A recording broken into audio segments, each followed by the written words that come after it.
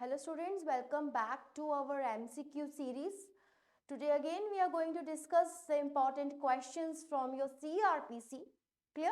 So this session will continue. As I said earlier, this session will be very helpful for your upcoming judiciary exams. Clear? So let's see our first question for today. Under the provisions of the CRPC 1973, normally a person cannot be discharged unless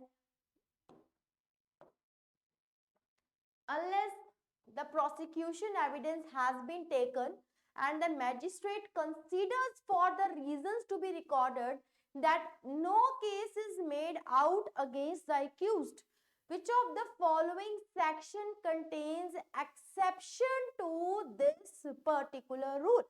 So हमें यहाँ पे वो section ढूंढना है, ठीक है जी, जो इस रूल की एक्सेप्शन की बात करता है.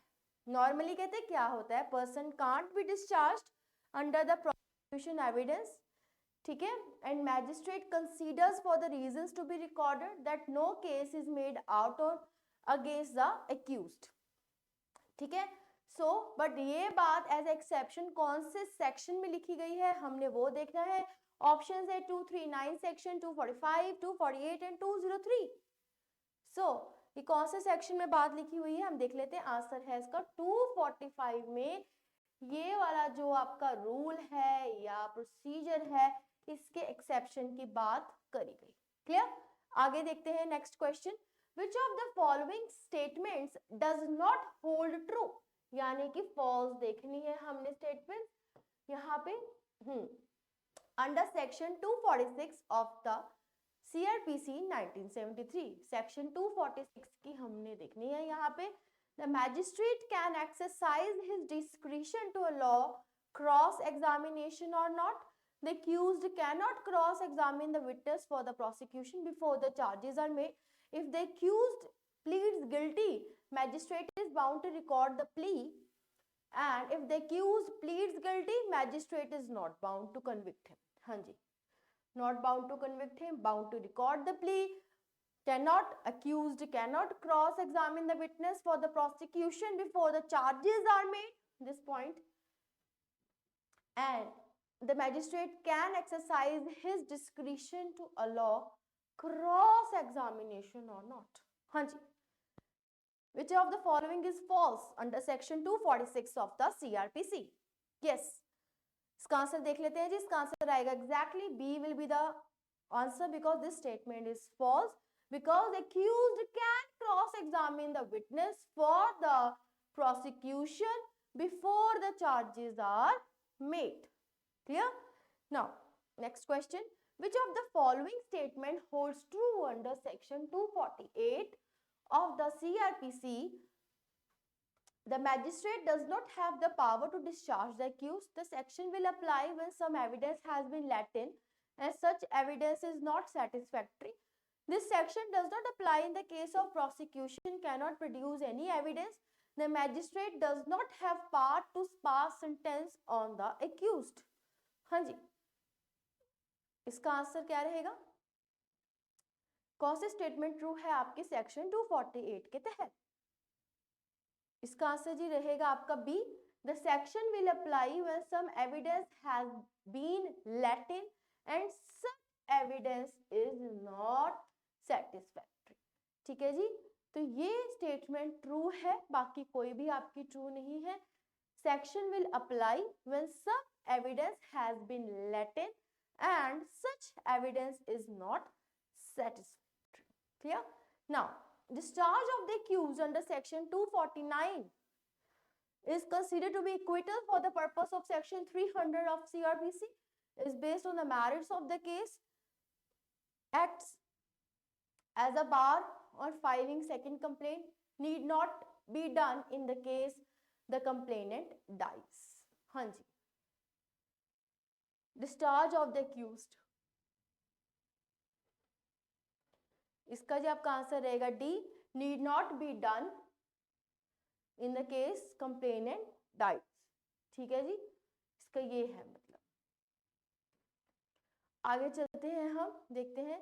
The order for compensation under section 250 of the CRPC can be made in cases where the offences are compounded, where discharge or acquittal is not made. Option C, by the magistrate only where the offence charge is triable by him, by the successor in office. हाँ जी. Order of compensation under section 250. Order of compensation.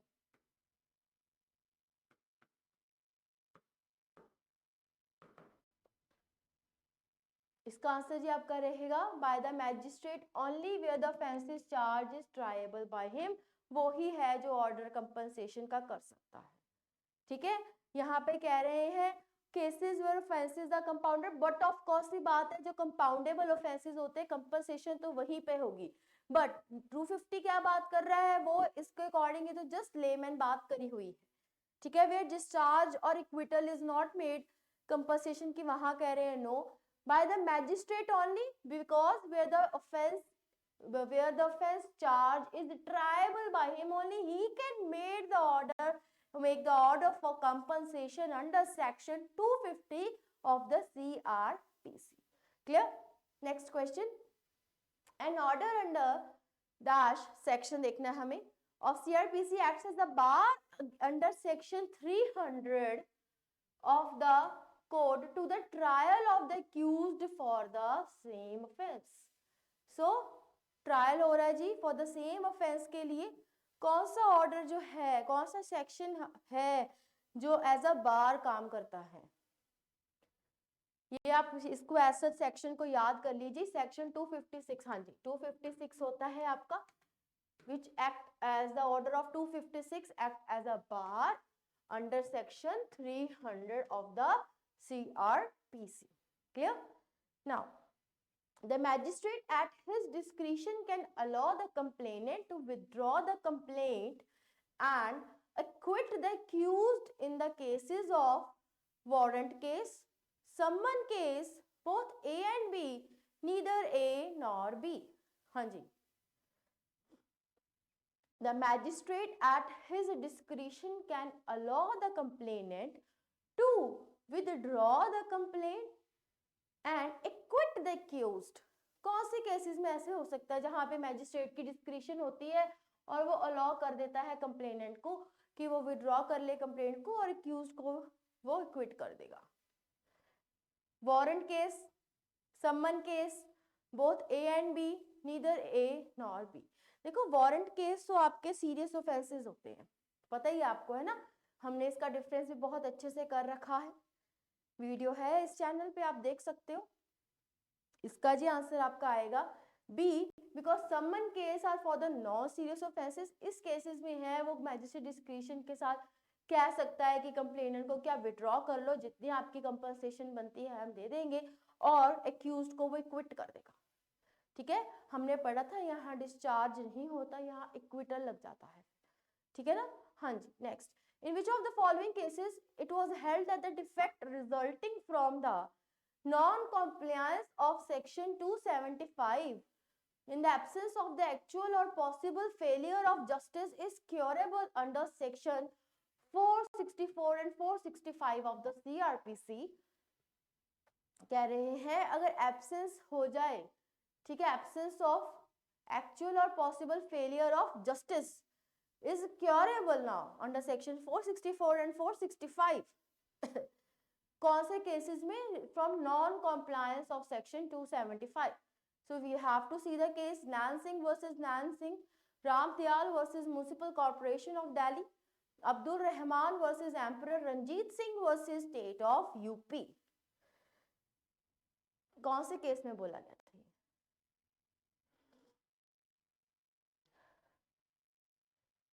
इसका answer देख लेते हैं. ये कहा गया था आपका अब्दुल रहमान वर्सेस एम्परर के केस में. क्लियर. आगे चलते हैं. For the application of section 300 of the CRPC it is not necessary now that there must have been a previous trial of the accused for the accused to be acquitted in the previous trial, for the previous proceedings to be have been for an offense, for the second trial to be for the same offense. Now कौन सी बात यहाँ पे necessary नहीं है section 300 और के according? पहली क्या कह रही है कि कोई previous trial, there must have been a previous trial of the accused. दूसरी बात ये कह रही है कि एक्यूज टू बी क्विटेड, पहले ट्रायल अगर उसका हुआ है तो उसमें वो क्विटेड होना चाहिए। तीसरी बात कह रही है previous proceedings have been for an offence, उसकी कोई प्रोसीडिंग्स हुई है कोई ऑफेंस के रिगार्डिंग होनी चाहिए। फोर्थ पॉइंट कह रहा है सेकेंड ट्रायल अगर उसका हो रहा है it should be for the same offence, मतलब जो पहला ऑफेंस करा वही उसने सेकेंड ट्रायल में करा। अब आपको सोच के देखो, बात जो है नेसेसरी नहीं लगती। हाँ जी, इसका आंसर देख लेते हैं हम। इसका आंसर क्या जी आएगा, B, for the accused to be acquitted in the previous trial this is not necessary under section, or can say for the application of section 300 in CRPC। Clear कि कोई accused जो है previous trial में acquitted है नहीं है, कोई और बात का बेल पे था, कोई और बात की प्रॉब्लम हो गई है, it is not necessary। clear?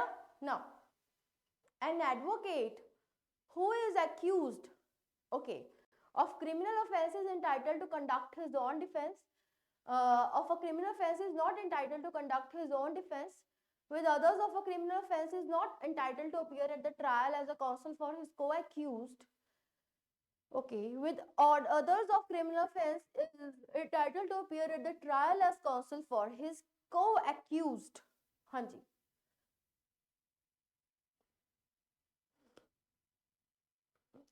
ए कह रहा है 1 and 3, 1 and 4, 2 and 3, 2 and 4। हाँ जी, मतलब 1 and 2 तो आपके इकट्ठे आएंगे नहीं, बाकी देखो आप ना 3 and 4 इकट्ठे आएंगे।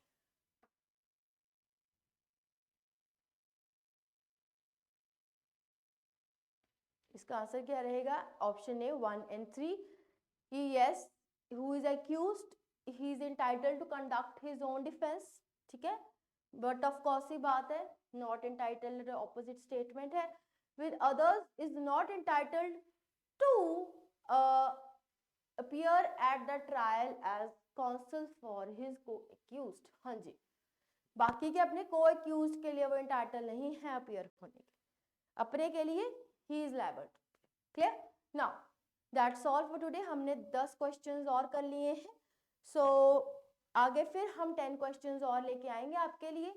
तब तक के लिए जुड़े रहिए हमारे चैनल के साथ लॉ स्कूल। Thank you.